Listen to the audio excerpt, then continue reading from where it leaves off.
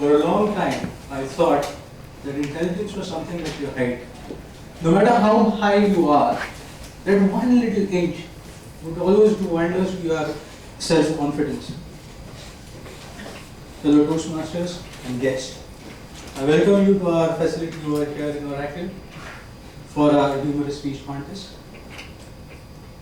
My topic for the day is theory of intelligence. People from the age of dawn have thought about philosophies over how intelligence works, how our brains work, and how we are going to go about making ourselves more brighter. So, with people like Dante and Pluto and Socrates and some other very well-known philosophers in time, I thought, why not me? I can have my own theory of intelligence. I am capable enough. I am an engineer after all. That directly gives me the right to comment on everything and anything. Okay. So I thought that your height, the analogy that I gave, that your brilliance is something like your height. But after some period of time, you get content with your height. There's only this much that you can do about it. But our brain is a fascinating machine. It starts working well before you are born, and it stops only when you die. And this machine has a capability to actually improve over time. So you can train yourself, sharpen your mind, and become smarter. So I thought, let's apply my engineering degree to how I can enhance or help people enhance their brilliance or their intelligence. So I thought, and I thought, and I thought some more.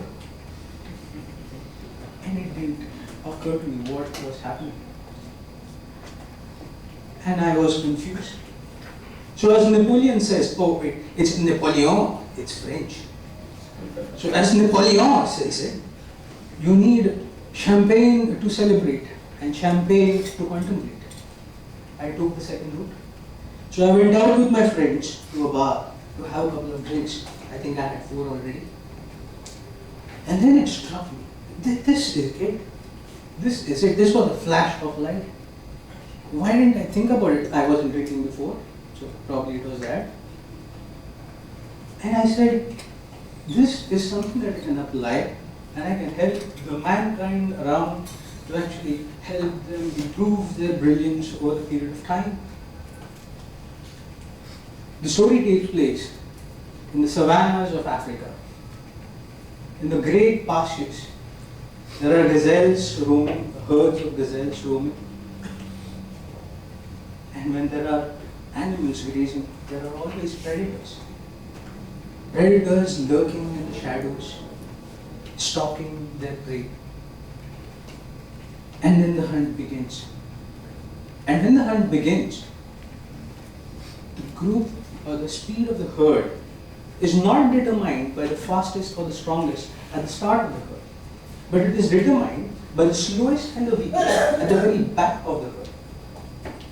And as the hunt begins, each weakling in that group or in that herd starts taking out.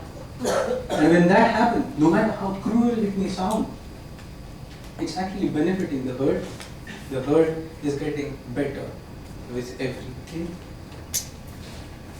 I use the same analogy to our brain. Our brain is built up of brain cells. And our capability or our IQ is not determined by the smartest of our brain cells or the fittest or the finest of our brain cells. It's determined by the slowest and the weakest of our brain cells. Now I need not prove to you guys how alcohol affects your brain or how it destroys these brain cells. Now, when you have alcohol, naturally, it is not the fittest and the strongest brain cells that you have are going to get killed, but it is the weakest who are going to get killed. And as these weakest links start getting out of your brain, you are actually getting smarter and smarter and smarter. And that is why, my friends, I always sound smarter after a couple of beers. And I think we all must have heard this old adage. A doctor an apple a day keeps a doctor away. I think we have to change it. An apple and a beer a day keeps a doctor, and well, it's my 5th pint, so probably I figured only after this much. Cheers.